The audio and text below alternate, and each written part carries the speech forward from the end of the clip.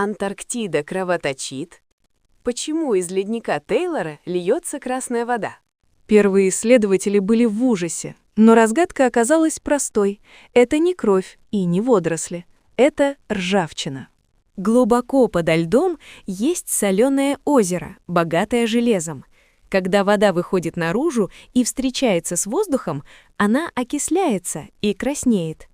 Представьте, вода, которая не видела света миллионы лет, вырывается наружу вот так.